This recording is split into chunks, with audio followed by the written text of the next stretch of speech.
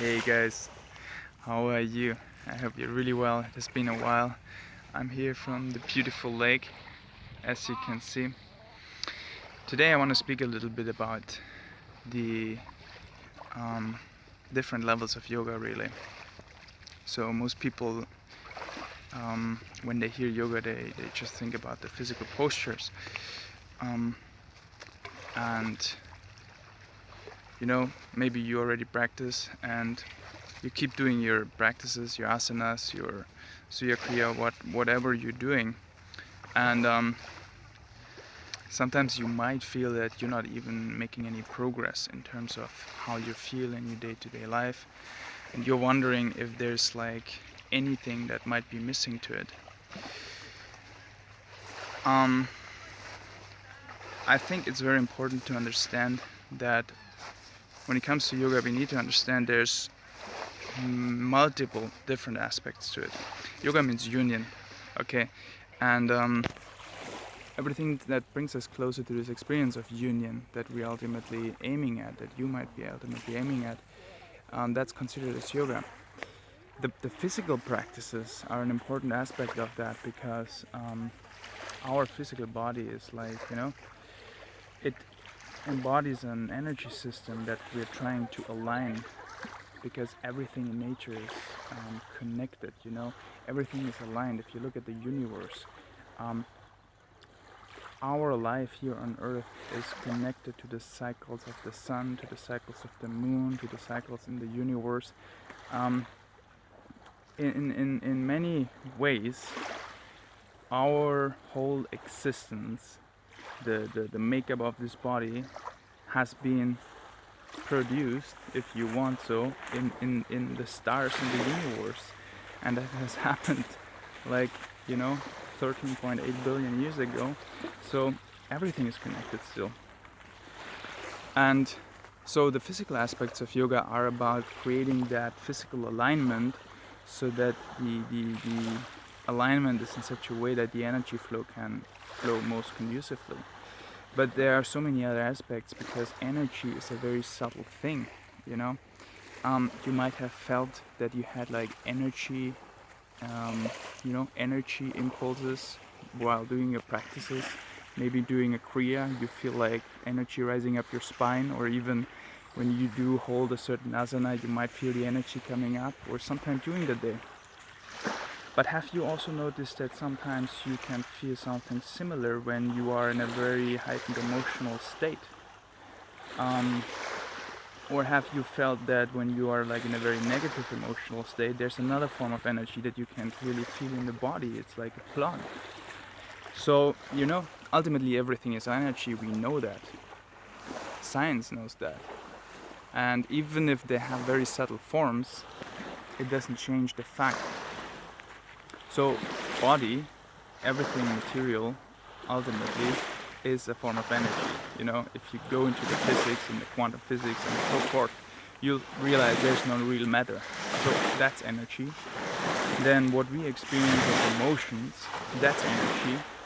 What we experience as thoughts, that's energy.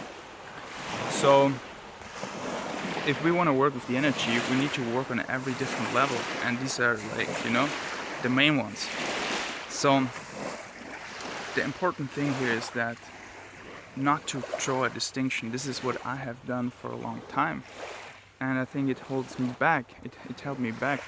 The idea that if I just keep doing my practices every morning, where at the beginning it was half an hour and then later it got like into several hours a day, that's separate from my rest of the day. And if I just keep doing that, everything else will be fine. And of course you gain benefits, and it's nice, and you make progress, but at some point you realize, hey, I'm hitting a plateau, and for some reason it doesn't seem to bring me any further. So what I've come to realize, and maybe you also already, is that you cannot draw this line. If we live a day where we are constantly involved and engaged in like negativity and negative emotions, if we're closing emotionally in our thought, in our conversations, in our communication, and then we're trying to do yoga like on the mat, it just doesn't happen. Everything is connected. So we need to bring this yogic practice into our day-to-day life, and every day it's like every moment really can be used as an opportunity for our growth. And I think that's the best way to look at every moment. Like, obviously it's not always that easy, but it's something to aim for, that I'm striving for, is that every moment you ask yourself, like, what's in this moment for me to learn, to contribute, how can I make this moment better? Not in the sense that, what can I get from it, but really like, yeah, maybe what can I learn, what can I help others to learn, how can I contribute to the situations better, and ultimately all of us are benefiting and growing. And emotions is a really important factor. I feel, for me personally and for many people that I see, emotions is the driving factor in life. If you really look at it and if you're honest, everything is determined by how you feel. Like, what are your goals in life? Some people have material goals. Maybe you're aiming at something material, maybe you're aiming at a relationship. Whatever it is, at the end, why do you really like that? If you ask yourself that questions, why do I want that car? Why do I want that house? Why do I want that girlfriend, that boyfriend, that husband, that children? Why do I want that? If you ask yourself sincerely that question over and over again, you end up getting to the point that you just want to feel like, happy, pleasant within. That's all. That's really all. Everything else is really bullshit. So, the same way, everything that we avoid in life is because we are afraid that it can hurt us. I've read this recently and it's very powerful. The statement was, fear of life is equal to fear of emotion. That's so true. If you look at it, anything that you fear, you really don't fear that thing, but you fear the feeling that it evokes, that it provokes in you. Okay? If you're afraid of public speaking, if you're afraid of speaking up in a meeting, if you're afraid of, articulating some critical thought to someone who's close to you, then what are you afraid of? You are afraid of that emotion that will come up, that negative emotion of being embarrassed, of feeling shame, of feeling like, rejected. We are just driven by our emotions. So once we realize this, we can start working with that. And it's important that we do this in our day-to-day life, and there's ways to do that.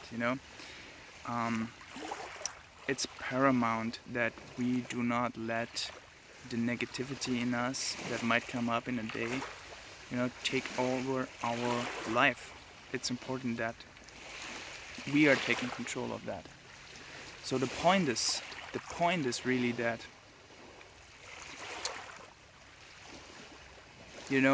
right now you might not be in control of your emotions, and you might think that they just happen completely, randomly.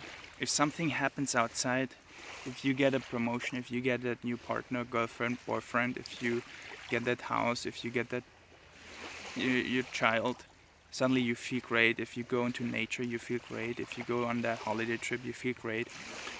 And vice versa, if something happens that you don't want to be that way, that you didn't expect that way, you feel negative, you feel embarrassed, you feel upset. But it doesn't have to be that way, really. There's really a way we can shift in every situation the way we feel, and it takes some time, but there's a way to do that. I'm gonna talk more about this. There's one course definitely you can take right away. It's called Inner Engineering Online. That is going right to the core. I myself gonna come up with a little training in the future, a few lessons on this. If you're interested in this, please just keep a comment below, and I might share some more videos. But it's important that you realize this yoga has to be part of every moment in your life, and it's not just on the yoga mat. Alright, so anyway, if you want to also go deeper with your practices on the yoga mat, which is still the foundation, one of the foundations at least. We have courses coming up right now in Zurich, in Basel, and in Frankfurt. Well, we have also courses in Munich and Vienna. Yeah, you'll find them all on our website. All the different Isha Hatha yoga courses, Angamardana, Yogasana, Suya Kriya, Suya Shakti, Buddha Shuti. And if you want to go deeper with those, feel free to join one of our programs. And well, that's it.